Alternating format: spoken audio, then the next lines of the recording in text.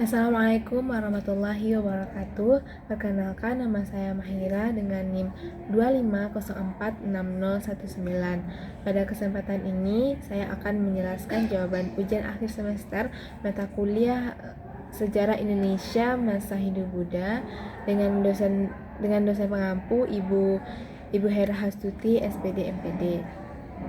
Video ini dibuat sebagai bentuk pemenuhan tugas ujian akhir semester sekaligus sebagai sarana untuk menyampaikan hasil pemahaman saya mengenai materi yang telah dipelajari selama perkuliahan. Langsung saja untuk yang pertama, yaitu nilai-nilai yang dapat diambil dari sejarah Kerajaan Singosari dan pentingnya nilai-nilai tersebut. Menurut saya, sejarah Kerajaan Singosari mengandung banyak nilai yang dapat diambil. Dari proses berdirinya saja yang didirikan oleh Ken Arok, kita dapat mengambil nilai keberanian, kerja keras, dan semangat Ken Arok untuk mengubah nasibnya sendiri. Meskipun Ken Arok ini berasal dari latar belakang yang sederhana, Ken Arok mampu membangun kekuatan politik dan mendirikan kerajaan yang besar. Selanjutnya yang dapat diambil dari pada masa kerajaan Singosari, yaitu saat Kenuntuhan Singosari. Kenuntuhan Singosari ini kan disebabkan oleh pemberontakan Jaya Katuang. Ini mengajarkan pentingnya kewaspadaan, persatuan, dan stabilitas dalam negeri. Kertanegara terlalu fokus pada ekspansi keluar wilayah sehingga ancaman dari dalam kerajaan kurang diperhatikan oleh Kertanegara ini. Jadi menurut saya nilai-nilai tersebut penting karena dapat menjadi pelajaran bagi bangsa Indonesia bahwa keberhasilan hanya dapat dipertahankan apabila disertai dengan kepemimpinan yang baik, persatuan masyarakat, serta kemampuan mengelola tantangan baik dari dalam maupun luar.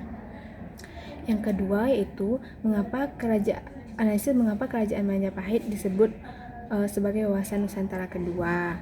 Nah, menurut saya kerajaan Majapahit disebut sebagai wawasan Nusantara kedua karena berhasil mewujudkan cita-cita penyatuan wilayah kepulauan di Nusantara dalam satu kekuatan politik yang besar.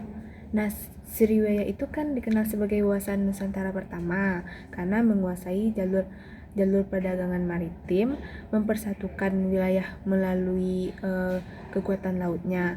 Maka si Majapahit melanjutkan dan memperluas gagasan tersebut dengan menyatukan berbagai kerajaan di Nusantara melalui diplomasi, kerjasama politik, dan ekspedisi militernya. Nah, kemudian pada masa Hayam Wuruk dan Gajah Mada, wilayah pengaruh Majapahit mencapai sebagian besar kepulauan Indonesia, bahkan sampai di luar wilayah Indonesia saat ini. Menurut saya, Majapahit disebut sebagai wawasan Nusantara kedua karena kerajaan ini menunjukkan bahwa Nusantara merupakan wilayah yang harus dijaga dan disatukan. Ini menjadi salah satu inspirasi bagi Indonesia dalam membangun persatuan yang terdiri atas berbagai suku, budaya, dan pulau. Nah, yang ketiga yaitu argumentasi tentang Sumpah Palapa Gajah Mada. Menurut saya Sumpah Palapa Gajah Mada ini bentuk dedikasi dan tanggung jawab Gajah Mada terhadap kepercayaan diberikan kerajaan. Meskipun terdapat unsur ambisi pribadinya, ketika diangkat menjadi Mahapati, Gajah Mada berjanji tidak akan menikmati kesenangan sebelum berhasil menyatukan Nusantara di bawah pengaruh Majapahit. Sumpah tersebut menunjukkan komitmennya yang sangat besar terhadap tugas dan jabatannya. Namun menurut saya Gajah Mada juga ada ambisi pribadinya dalam diri Gajah Mada. Ambisi tersebut bukan untuk kepentingan pribadinya, tetapi ambisi ini untuk mencapai kejayaan kerajaan ini. Hal ini dibuktikan karena setelah mengucapkan Sumpah Palapa ini, ia benar-benar bekerja keras untuk mewujudkannya. Jika sumpah ini hanya mencari perhatian raja atau para patih, maka tidak mungkin sebagian besar wilayah Nusantara dapat berada dalam pengaruh Majapahit. Jadi pendapat saya bahwa Sumpah Palapa ini lebih dominan sebagai bentuk dedikasi kepada kerajaan daripada sekadar ambisi pribadi Gajah Mada. Selanjutnya, yang terakhir yaitu peninggalan hidup Buddha yang tidak lagi diperlukan saat ini. Menurut saya, peninggalan hidup Buddha yang tidak lagi diperlukan oleh masyarakat Indonesia saat ini adalah kepercayaan terhadap tahayul dan mitos. Pada masa lalu, masyarakat sering mengaitkan berbagai peristiwa alam atau kehidupan sehari-hari dengan hal-hal yang gaib.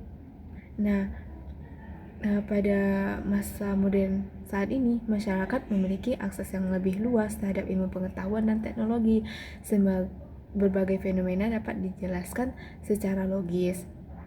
Jika kepercayaan tidak rasional ini terus dipertahankan, hal tersebut menurut saya dapat menghambat perkembangan pola pikir dan kemajuan ilmu pengetahuan. Demikianlah jawaban mengenai ujian akhir semester mata kuliah Sejarah Indonesia Masa Hidup Buddha. Assalamualaikum warahmatullahi wabarakatuh.